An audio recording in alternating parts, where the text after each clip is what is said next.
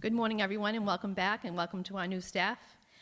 Before I start, I'd just like to acknowledge my former partner, John Retchless, Superintendent Emeritus, who was up in the viewing booth. We can give him a wave up there.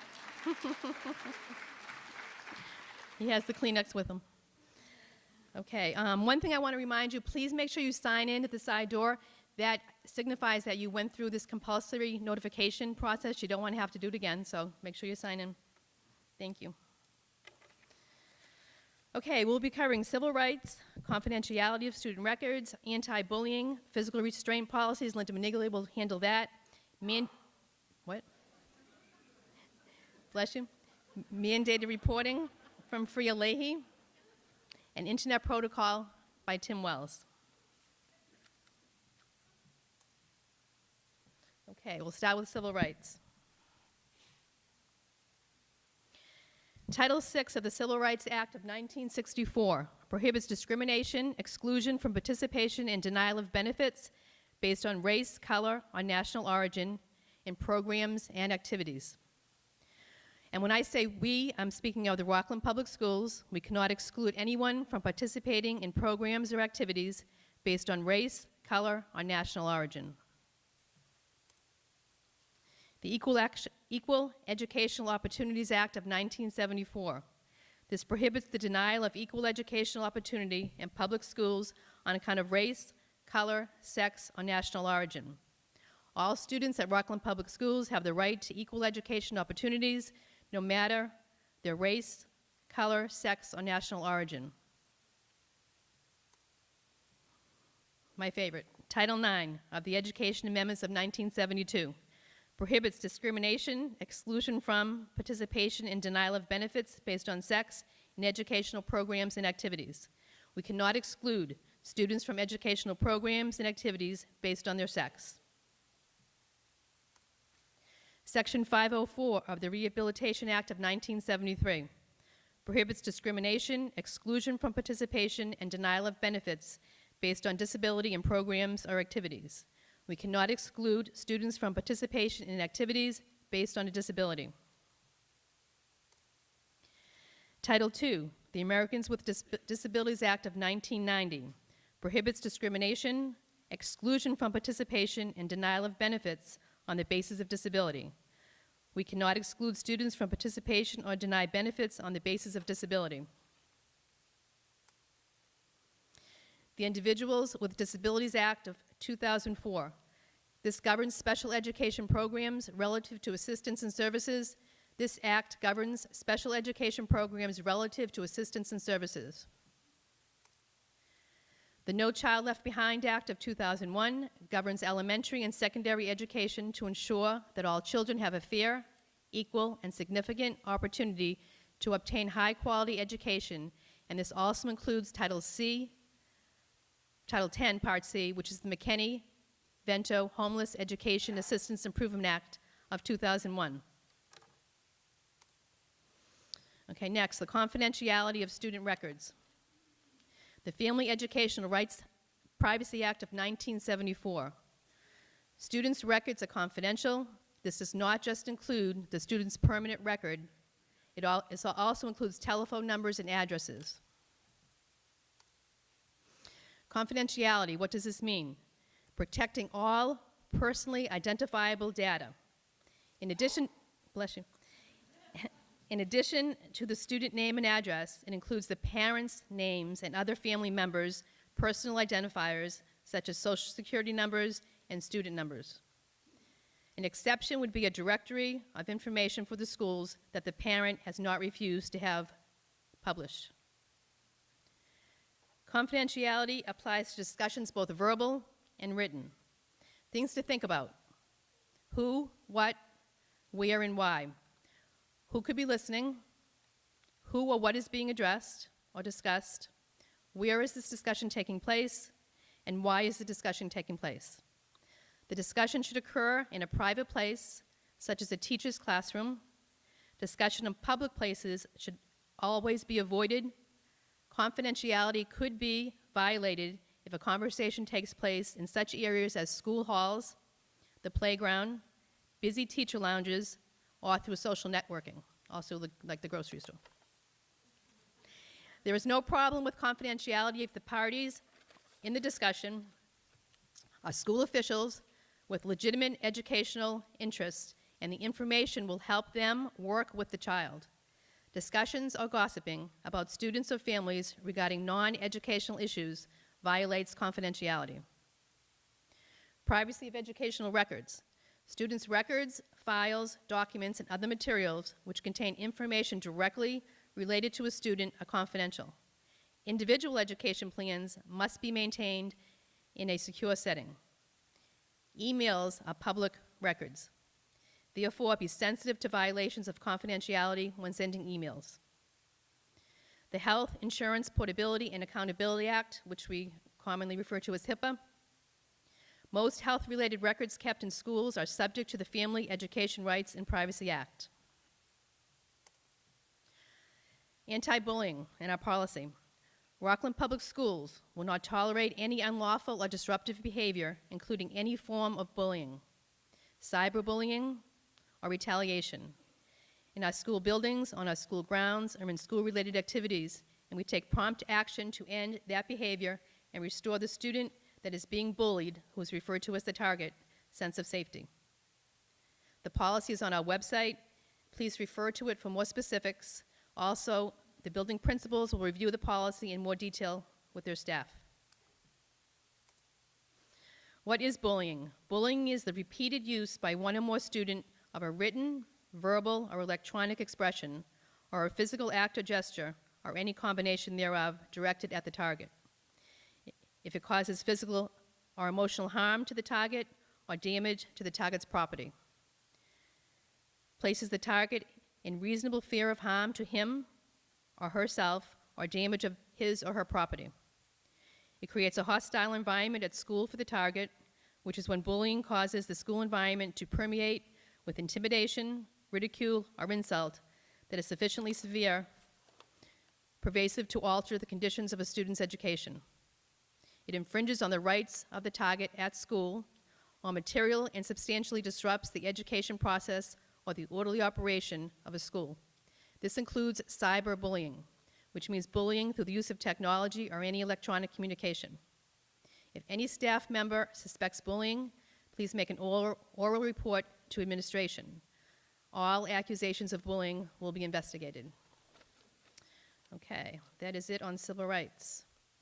Thank you. Now I will introduce Linda Maniglia, our Director of Pupil Personnel Services, and she will review physical restraint policies with you. Thank you.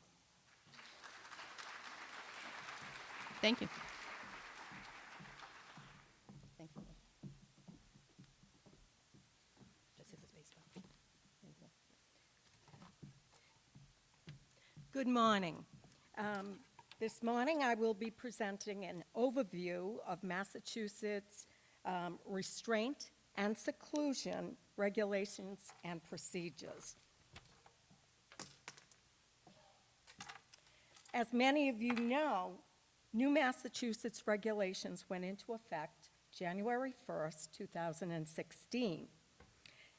This training has to be viewed by all educators annually and is now referred to as prevention of physical restraint and requirements if used. Previously, it was called physical restraint procedures. So you can see, even from the title, there's been a shift on how we view physical restraint.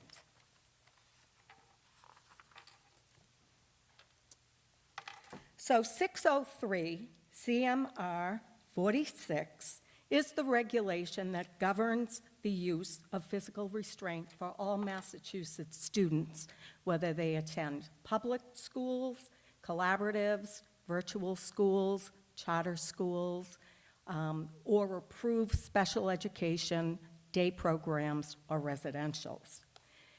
The regulation also states that restraint should only be used in cases of emergency or as a last resort. Now, some of the changes that have been made to this regulation are revised definition of what physical restraint is, which you will be seeing shortly.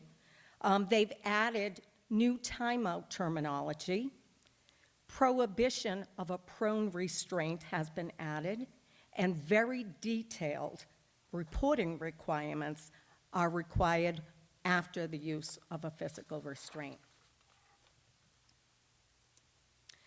So physical restraint is prohibited unless a student's behavior poses a threat of assault or imminent danger either to themselves or others, or when a student is not responding to a physical prompt or directive, and other less intrusive interventions have been tried with the student. So previously, physical restraint was defined as the use of bodily force to limit a student's freedom of movement.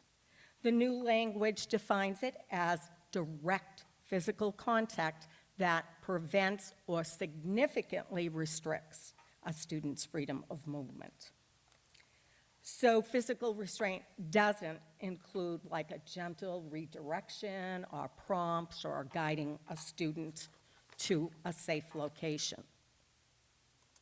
That would be considered physical escort, which is a temporary touching or holding of a student, again, to get them to a safe location.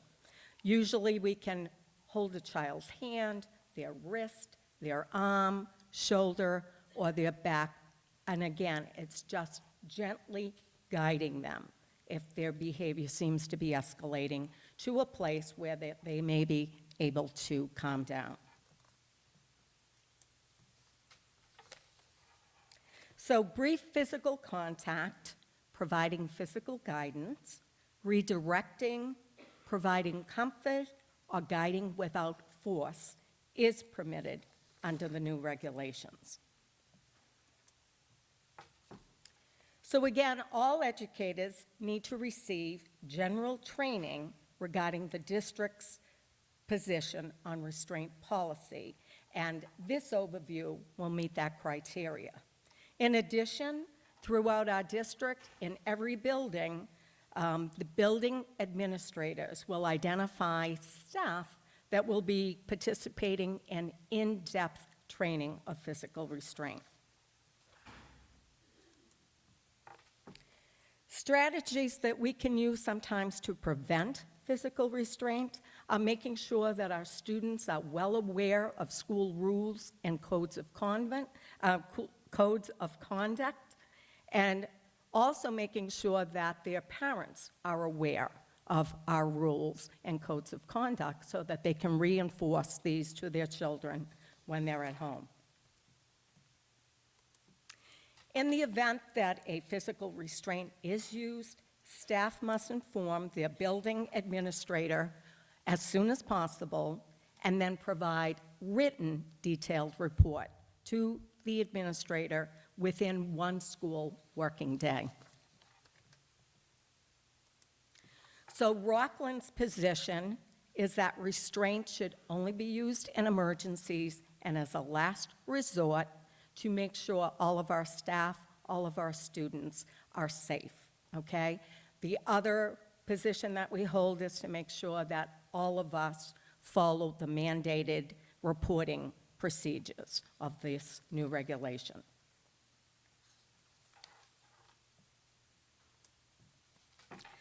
So new to the restraint regulation is the terminology of timeout. Timeout means just a temporary separation from a learning environment, okay? And it's used as a positive support to try and help a child calm down. On the other hand, seclusion usually refers to involuntary confinement of a student, and usually they are physically prevented from leaving that space. And the new regulations say that seclusion is prohibited.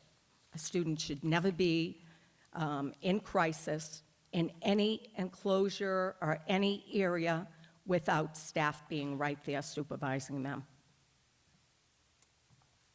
So going back to timeout, either a student may choose to take a timeout or a staff member may direct a student to a timeout area.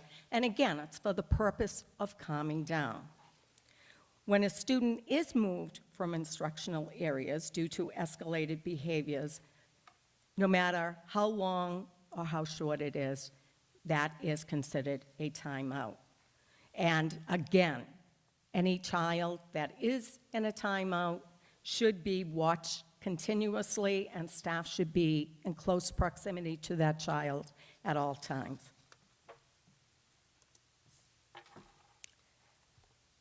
So if the timeout period lasts 30 minutes, then a staff member must contact the building administrator and let them know that a child has been in timeout. And if you think that the child needs to remain in a timeout because they haven't quite de-escalated, then you must get your administrator's permission to continue with that timeout. And again, I would remind everybody that timeout should be used as a behavior support and never be used as punitive. So for safety reasons, when a child is exhibiting escalating behaviors, you want to quickly scan the area where that child is, make sure that we're going to remove anything that appears to be sharp, pencils, scissors, anything that could be used potentially as a weapon or that could be thrown. You also want to try to redirect that child to another location that is in a safe area where they can calm down. If the child is not complying with leaving the area, then you should make sure that any other students that are in that area where the child is in crisis, that you take them to another setting.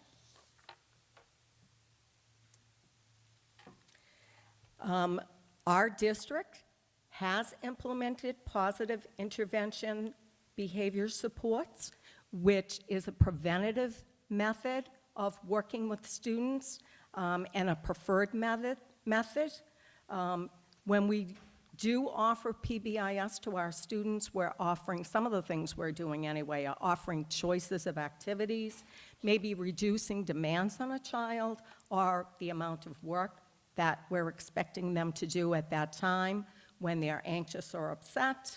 We're reminding students that they're working towards incentives or that they're working towards reinforcers, and we're always encouraging a student to try to use communication or language, functional language, to let us know how they're feeling or what their needs may be. So when a child has a behavior intervention plan, okay, the liaison that is working with that child must make sure that any educator that is interacting with that child is aware that the child has a behavior intervention plan, that people working with the child understand that plan, and that everyone is implementing the plan with fidelity so that there's consistency, common language, and structure for that child. So regulations state that physical restraint cannot be written into a child's behavior intervention plan or a special education student IEP or a 504. So another strategy that we might be able to utilize with a child that is in crisis is to limit our conversation. Sometimes when a child is upset, they're already agitated, trying to talk to that child or have a conversation with them just increases that anxiety or the agitation. Sometimes it's good maybe if you have ahead of time developed a social story that the child can read that, you know, gives them some appropriate strategies or things that they can do to kind of de-escalate is helpful. And for some of our students, if we give them a paper and a pencil, if they're in a calmer state, they can write down some of their feelings or what is bothering them at that time, and sometimes that is helpful as well. So all restraint can cause injuries, okay? So you want to be very aware of using it, again, as a last resort, and making sure, even though we're not medical, people, that we're always monitoring that child if we are restraining them to make sure that their breathing is regular, that their coloring looks okay, and that they seem physically okay.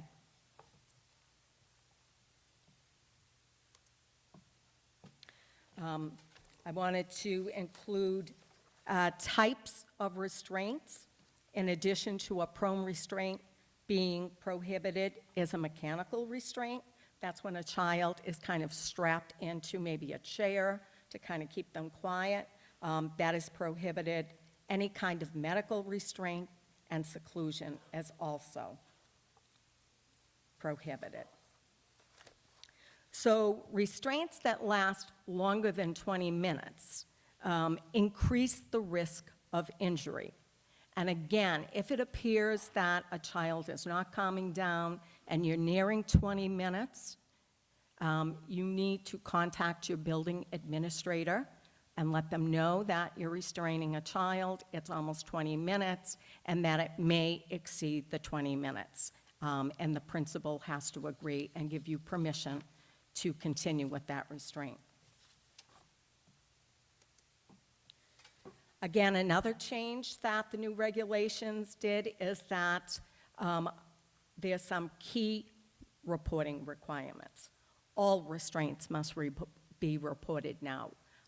Previously, only restraints that were like over 5 minutes or longer had to be reported.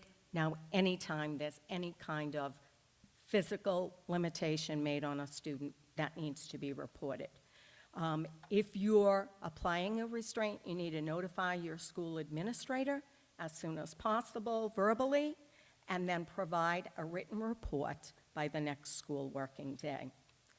Then the principal must notify the parents within 24 hours verbally, and later they must be provided with a written report within 3 school working days. And now on these reports, parents and the student, or both, can be allowed to make comments on that report. So considerations for restraint should be made on an individualized basis. We should all try to know our students' medical and psychological limitations, and if they have any history of trauma. After a restraint has happened, staff should try to have a debriefing with the child that was restrained to maybe go over what were the triggers that led up to that restraint, what could they do differently in the future to avoid having a restraint reoccur, okay? And if there are other students that have observed a child being restrained, you might want to follow up and debrief with those students too to make sure that they understand why another child was in a restraint or why they were kind of had their movement limited.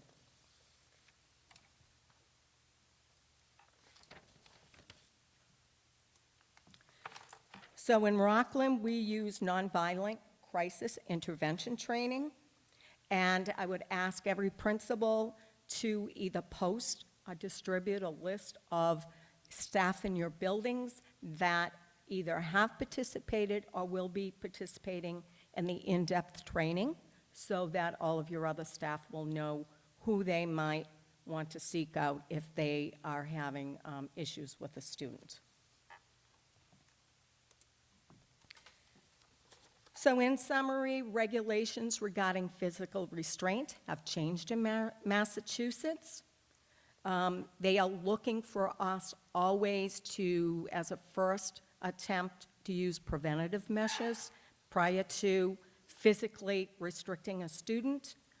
Again, it should only be used as a last resort and in cases where it's an emergency. Timeout is an acceptable behavior support to help calm down a student that is in crisis. Seclusion is prohibited. We should never confine any student, leave them alone, and physically prevent them from leaving an area that is secluded from learning environments or other classmates. Make sure that you seek out who the team of staff are in your building that have had in-depth training and know how to contact them. And remember, usually we hope that somebody that has in-depth training will provide physical restraint for a child that is in crisis. However, if you are dealing with a child that is escalating and in crisis and out of control, even if you haven't had the in-depth training, the law says that you should support that child and, you know, apply a little bit of force to kind of keep them in one place until you can get some help from those people that have had the in-depth training. So I want to thank you for listening. We will post this PowerPoint on our website. If you have any questions or concerns, you certainly can contact me. So now I'd like to introduce Freya Leahy. She is our high school adjustment counselor and department head, and she will be discussing mandated reporting. Thank you.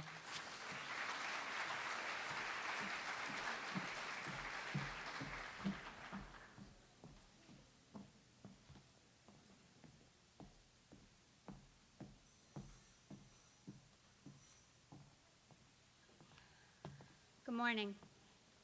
I'm Freya Leahy. Morning. High school adjustment counselor and department head. So going forward, the school social workers will now be referred to as adjustment counselors. We wanted to bypass the often negative connotation that can surround the title of social worker. In other words, there's less of a chance that a parent will hang up on you if you refer them to us. I'm going to briefly outline our responsibilities and procedures regarding mandated reporting, as well as the definitions of the language used. We are all mandated to report abuse or neglect by a caretaker of a child under the age of 18 to the Department of Children and Families. Abuse is defined by DCF, formerly DSS. I don't know if some of you still refer to it as DSS, it's DCF, as the non-accidental commission of an act by a caretaker that causes or creates a substantial risk of physical or emotional harm. This includes sexual offense. Known cases of domestic violence also need to be reported. Neglect is defined by the department as failure by a caretaker, either deliberate or through negligence or inability to take those actions necessary to provide a child with minimally adequate food, clothing, shelter, medical care, supervision, emotional stability, and growth or essential care. A caretaker is defined as any person entrusted with the responsibility for a child's health and welfare, both in and out of the home. This includes parents, step-parents, foster parents, guardians, relatives, teachers, and daycare providers, and anyone else really who comes in contact with kids. Additionally, if a student is being sexually assaulted, abused, or exploited by another student, the matter should be reported to DCF. This is a newer and grayer area, and there are certain to be questions. Any and all questions of abuse or neglect should be brought to your building principal, adjustment counselor, as soon as possible. School resource officer Ethan Schnabel is also a great resource. Time is of the essence when it comes to questions of student safety. Please don't wait till the end of the day. Please report any concern as soon as you learn of it. Any question about a student's safety or well-being, whether it is a conversation you overheard by a student, an unexplained injury, or a student's report of abuse or neglect, is worthy of a conversation with administration. Take comfort in knowing it's not our job to determine if abuse or neglect has happened. It's just our job to report the facts. Along the same lines, if for any reason you are concerned for a student's safety and feel that they may be at risk to themselves, Please bring it to the attention of your school administrator, adjustment counselor, guidance counselor, psychologist as soon as possible. Watch for changes in behavior, mood, appearance, significant drop in performance or participation in daily activities, extracurriculars, or sporting events. Also, always watch for signs of cutting in older students. These can all be indicators that a child could be at risk to themselves or the victim of abuse or neglect. In summary, if a student seems off for any reason, it's worthy of a conversation with the student, another staff, administration, and/or a parent. You know your kids, you know if something's off. Please don't hesitate to contact me at the high school at any time with questions. You'll also see these pamphlets distributed around. These are put out by DCF, and they answer a lot of the questions around what our responsibilities as educators are. Thank you. Next up is my favorite conservative, technology coordinator, Tim Wells.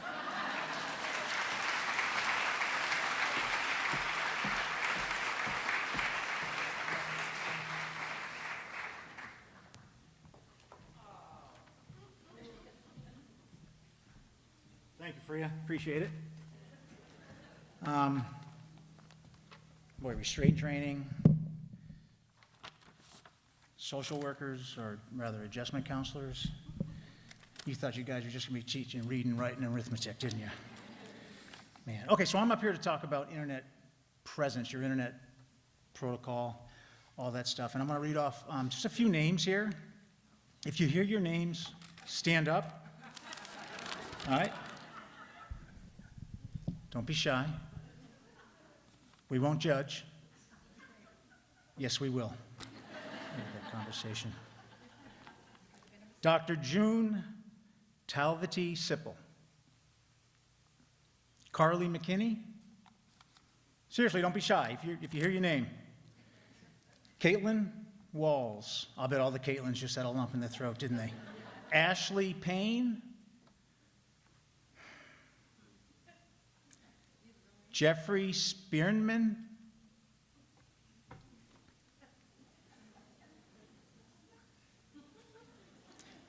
Last one, Jane Doe.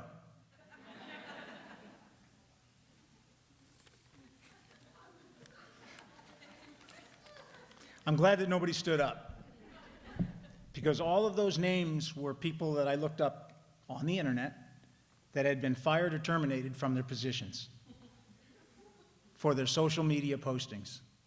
Seriously, okay? Freya said she's going to be brief. I'm going to be briefer.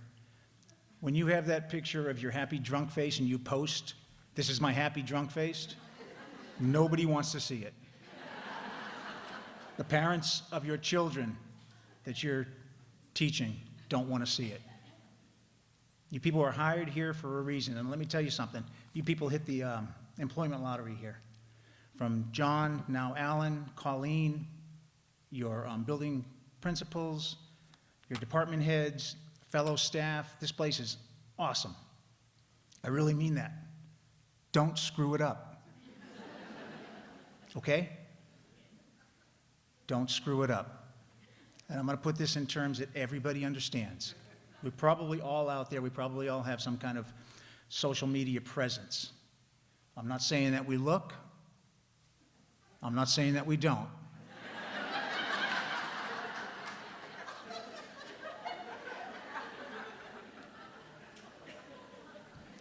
Don't be an idiot. Thank you.